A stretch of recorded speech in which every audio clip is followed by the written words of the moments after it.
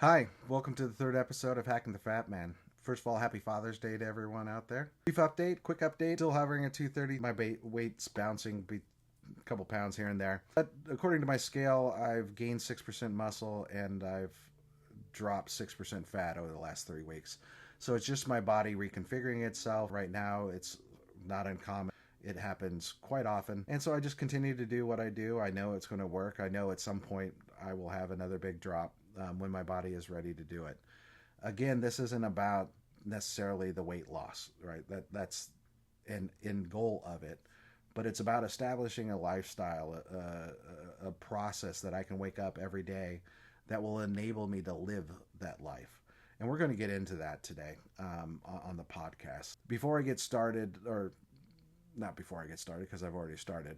At the end of last week's episode, I read a question from my buddy Tom asking me about cravings and how I handle cravings. And to answer that question, there are cravings and there are cravings and there are cravings and then there are cravings, meaning there are a bunch of different types of cravings. There are a bunch of reasons why we have cravings. So I want to address the first one because this actually kind of stumped me a little bit because I don't necessarily have cravings. I get the pizza sounds good tonight or lasagna or get those, but I don't get the where I wake up in the morning and I'm craving something and until I eat it I'm just going to be miserable. I don't get those much anymore, and a lot of it comes from the fact that I'm not limiting myself in my diet, right? I literally can eat anything. That's what I'm trying to tell everyone is you don't have to limit and restrict your diet. Now, you should in certain cases, but that's because you want to do it, not because you're forced to do it. And that reminds me of a story. I believe this came out of Sunday school, but it was the story of a city dog versus a country dog. And it's about learning that if you give yourself restraints or restrictions, that it automatically, subconsciously creates this need to go against those restrictions. So if you think of a city dog, right? City dog lives in an apartment or lives in a small backyard, and the second that door is open, they're gone, right? They want to go explore and see things because all they've known is this little area. But a country dog, if you think of a country dog that's got no fences, can go have all these acres that it can go roam around, where do you find a country dog? Well, you find that country dog usually sleeping on the porch because it can go do anything it wants. It's fine and content where it is. And that's true for us, right? You give yourself limits, and sometimes you're going to want to rebel against those limits. Literally this morning, I had to not force myself, but I wasn't in the mood taking my supplements because I have to do it every single day. And I'm like, you know what, I'm getting a little tired of it. I still ended up taking my supplements because ultimately I know how they make me feel, but sometimes it gets a little tough. So by not giving ourselves limits, by giving ourselves the freedom to go and eat whatever we want. If I want a donut today, I'll have a donut. I just need to account for the calories. If you want ice cream, you can have ice cream. You just need to account for the calories. Now, and if I also know that if I continue to eat those things or only those things, I'm going to feel horrible. So anyway, give yourself the ability to eat anything. Don't limit yourself, and you'll find that some of the cravings go away. The other thing about cravings is also how you're processing those in your head. Let me give you an example of this. According to psychologists, and I kept the link and I can't find it, but there are psychologists out there that say this. The subconscious mind doesn't understand not. So let me explain this to you. Let me do it like this. Let's do an experiment. I want you to clear your mind. Just blank. Just don't think of anything. Good. Now, I want you to not think about hot apple pie with vanilla ice cream melting on top. What just happened? You're thinking of hot apple pie. You have a vision of hot apple pie with vanilla ice cream waiting on board. I told you not to think about it. Don't think about it. Oh, wait, no, you're still thinking about it. In fact, some of you now are starting to crave it. I'm starting to crave it. The body doesn't understand not. I don't want hot apple pie with vanilla ice cream. All the subconscious heard is you want hot apple pie with vanilla ice cream. So let me undo this for you. So because and for myself, because I'm on my way to getting a hot apple pie and vanilla ice cream right now. So instead of saying not, I don't want, say I'm good. I'm good. I have everything I need right now. Notice I didn't say I don't need anything else or I'm not hungry, because again, the subconscious doesn't like or understand not. And hungry is kind of a ubiquitous thing. But no, I'm good. I'm satisfied. I have everything I want right now. Say it again. I'm good. I'm satisfied. Now, where did those thoughts go for that I'm not going to say it again because I don't want to put it in your mind, but where did they go? They're gone. You no longer want or need those things.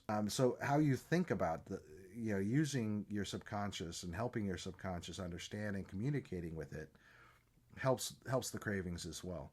The other thing about cravings, and this is purely Zepbound, the GLP-1s, is it's impossible for me to get a bag of chips, start to eat it, and then finish that bag.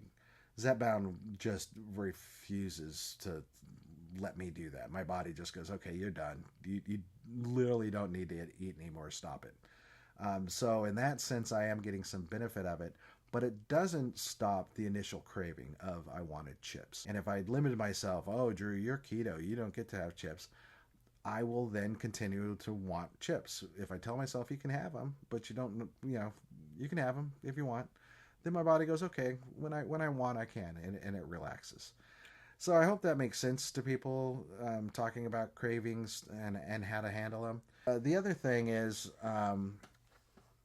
the type of cravings that you have can also mean something. It's your subconscious or your body telling you that you need something. So this was on Instagram earlier this week from Dr. Joss Axe. He says, if you're craving chocolate, your body needs magnesium. That's a new one for me. I didn't know that. Interesting. That in the back of my mind. If you're craving salty snacks, your body needs electrolytes. That I did know. And if you're craving sugar, your body needs blood sugar support. I understand what he's saying there with blood sugar support, because it's either elevated blood sugar or low blood sugar. And so you need to figure out what that is.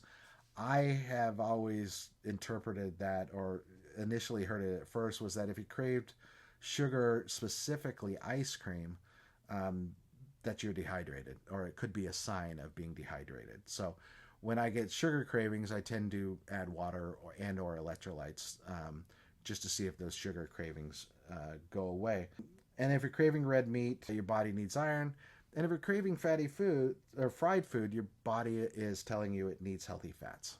So again, cravings, the type of craving you have, could mean something. Keep that in mind. By not limiting ourselves, by increasing or allowing ourselves to eat every type of food or any type of food, it also reduces cravings. And then how we talk to ourselves about the cravings. Again, we don't say we don't want something.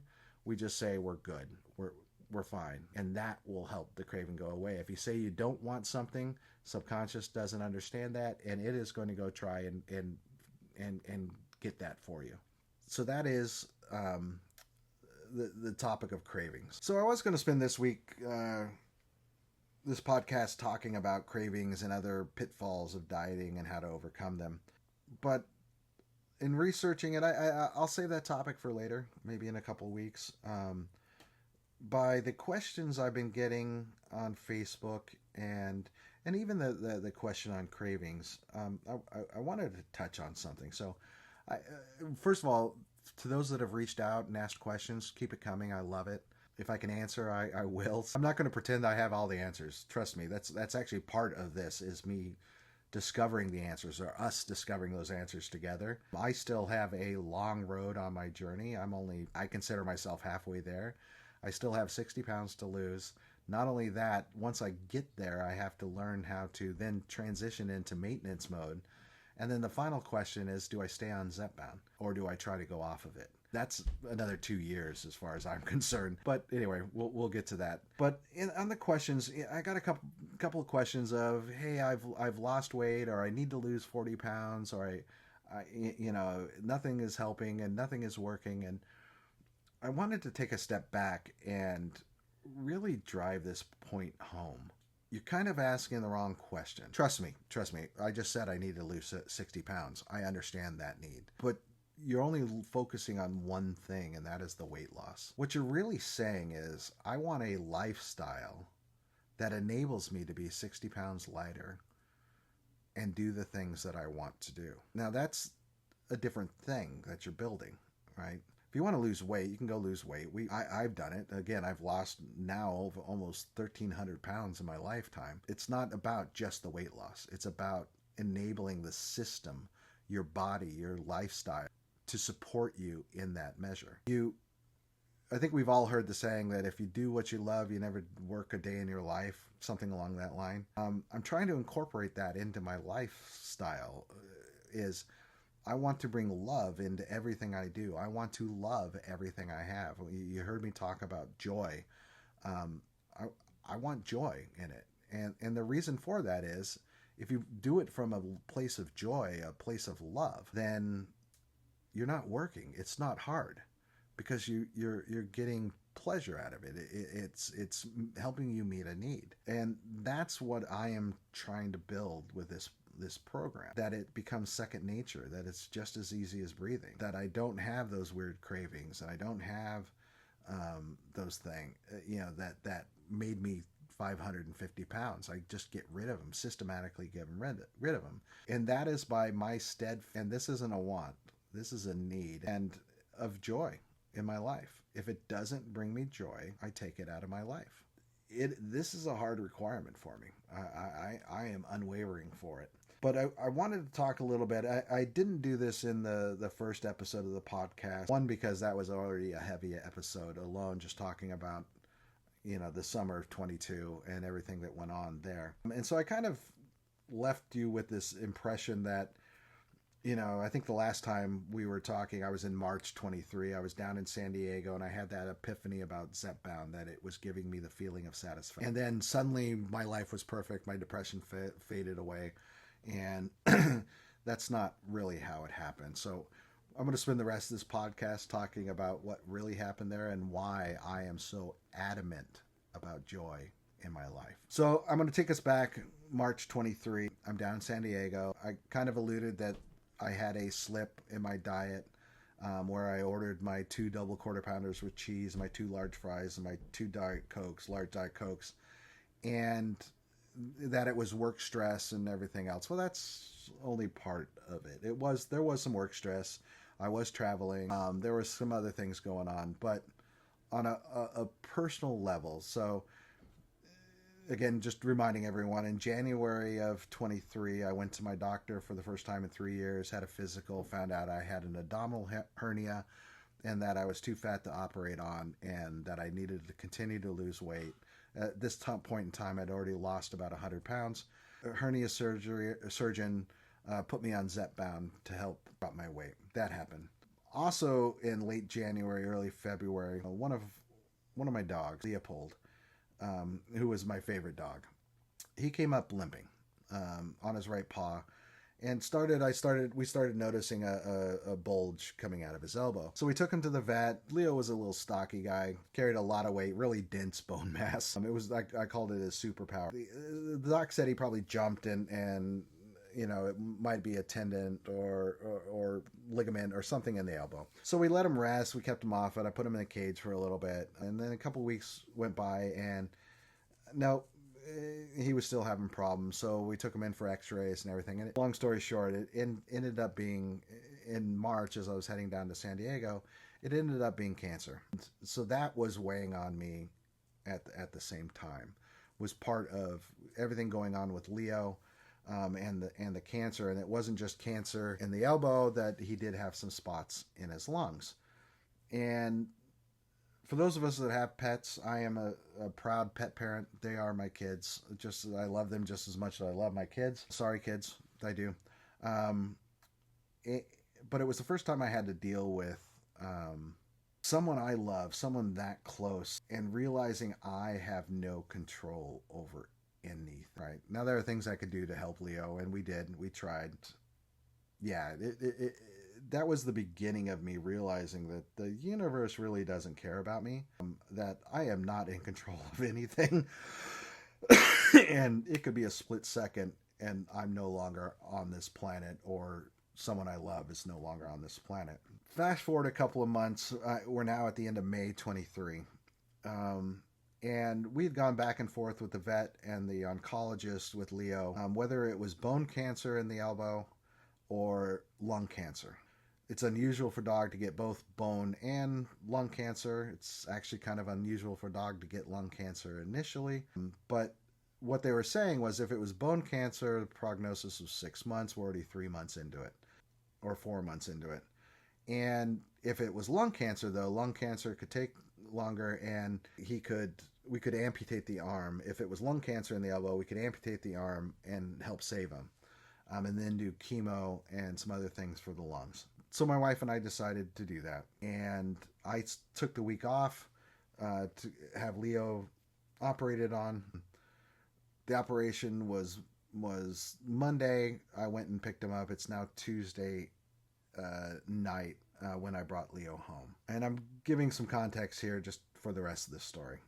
It'll make sense here in a second. So that night, a buddy of mine from work called me. His name was Ron Wetzel.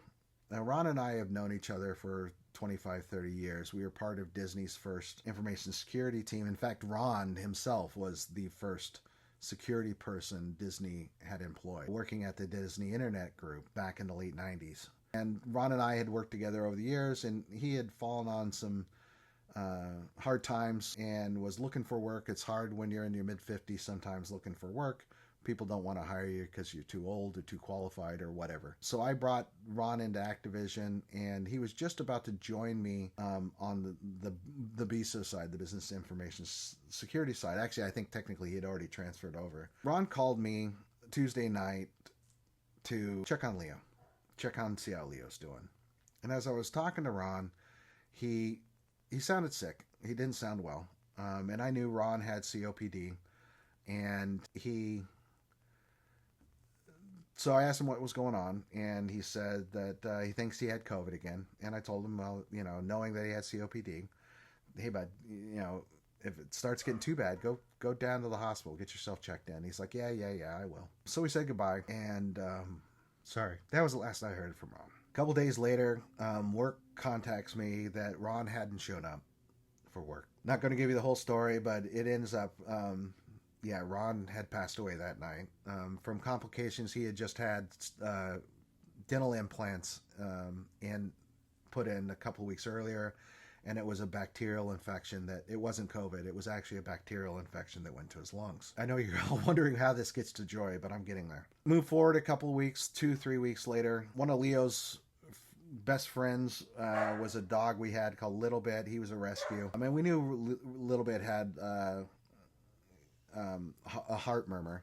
Anyway, Little Bit, about 3 weeks after Ron, Little Bit ends up having a heart attack. I didn't know what a dog having a heart attack sounds like, but I now do. Never want to hear that again. But so Little Bit ends up passing away. So I've now lost Ron, I've now lost Little Bit, and a week later, while we thought for the first couple of weeks after Leo's surgery, he seemed to rebound. We thought maybe we'd actually beaten it. 3, almost 4 weeks later, all of a sudden he starts coughing. It is just pure lung cancer, and there's nothing we could do, and we had to put Leo down. So within a period of a month, I had Ron, Little Bit, and Leo, and it broke me. I'm telling you right now, it crushed me. I literally shattered. All the while trying to still lose weight. And it was that time period that I felt that death was swirling around me. And I started to feel like maybe I'm not making it out of 23. That I basically had to come to grips with death. And I know this is getting really heavy really quick, but it was starting to freak me out a little bit. And trust me, the irony that less than a year earlier, I was already ready to walk off the planet. Now I'm sitting here a year later worrying about death. That irony is not lost on me. But that's where I found myself. And where I landed on this was, and hopefully this helps some of you, there is nothing I can do about that. That is the human condition. That is out there. There is a day waiting for me. I have no idea. It could be today. It could be tomorrow. It could be 10 years, 20, hopefully 30 years from now. But it's coming for me. Nothing I can do about that. The only thing I can control between now and then is how I feel. And how I let other things feel. And what I mean by that is losing Leo and losing Little Bit and losing Ron crushed my soul. But that was my decision to let it crush my soul. I didn't want to think of Leo and feel sad and this huge loss. And he wouldn't want that. He'd want me to feel happy about it. So I purposely, every time I thought about him, Little Bit, even Ron, I think of the good things. I thought of the good things. And so that learning to reconfigure my mind to allow the goodness into it and not obsess about the loss, because the loss, that's just me, right? That's, I control that. Again, making that decision from now until I die, I control what I feel. Well, you know what I want to feel? I want to feel joy. I want to feel happiness. I want to feel safety, right? And I was assuming it was all coming from the outside. It's not. It's coming from inside. It's coming by how I choose to interpret things. And I have control over all of that. So when I say I want joy in my life, I am not kidding. I'm deathly serious when I say I want joy in my life. That my diet and where I'm heading needs to bring me joy. 100,000% is what I'm trying to get to there. Happiness. Moving on. So now, right behind me, you can't see it if you're just listening to the podcast, but behind me on the video is a Google Home device, and it is constantly rotating through pictures of my dogs. They bring me happiness and joy. Whenever I look at, actually that's, I think, a little bit right there, I can't see. But whenever I see a picture a little bit, or I see a picture of Leo pop up on there, I just think of all the good times. I don't think about my loss, that the fact that they're not here and that pain. Instead, I just think of them as, licking my face and running around and barking and all the quirks that they had. And it brings me happiness. And it totally freed me up from that depression of and loss. So yeah, that is why I say about bringing joy is I have no idea how much time I have left on this planet. No one does. All I can do is choose how I feel between now and then and how I go into that. And I plan on doing it with love and joy.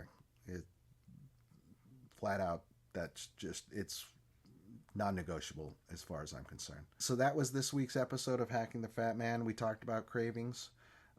And how to deal with them, how to talk to ourselves about cravings, the fact that we give ourselves permission to eat anything we want, as long as we stay within the caloric limits that we've set, tends to reduce cravings, because your body doesn't, as I said, I can have a donut if I want. I just don't feel like having one right now. I can't even think of the last time I ate a donut. But if I had told myself I couldn't, what we're saying every time the subconscious doesn't understand, you don't get to have donuts, Drew. Right now my subconscious is saying I want a donut, and it would continue to do that if I kept that conversation going. So instead I say I'm good, I'm satisfied, I'm happy, and it just disappears. We also talked about why we want to put joy in our life, and to again drive this point home is the weight loss and where you want to go is secondary. It's not the primary thing that you're actually building. What you're really saying is, I want a lifestyle that enables me to be 40 pounds, for me, 60 pounds less. That to be active and to be 175 pounds with a 10% body fat. That's kind of the picture I'm developing for myself right now. That's the life I'm building. And I still have a lot of work to go. That this 60 pounds, I'm in no hurry to get to the 60 pounds, because I'm making sure that it is my everyday routine that is supporting it. It's why I'm not getting frustrated with the plateaus. And I still have a whole bunch of work left in front of me. Not only do I have to get the 60 pounds down, I have to learn to get into maintenance mode and keep that weight and increase my activity. I want to paddleboard. I want to go scuba diving. I want to actually run a triathlon or do a triathlon. Well, how's my diet going to change trying to accomplish all those things and still maintain the weight, or at least keep it at the weight I want, while achieving those goals? So I still have a whole lot to learn. I hope you come along with me for the ride as we learn them together. I don't have all the answers. I'm not going to pretend to tell you I have all the answers. I'm just going to give you how I've thought about it and what I'm working on right now. So anyway, thank you for joining me. I really appreciate all of you. And we will see you next week for Hacking the Fat Man. Cheers. Bye.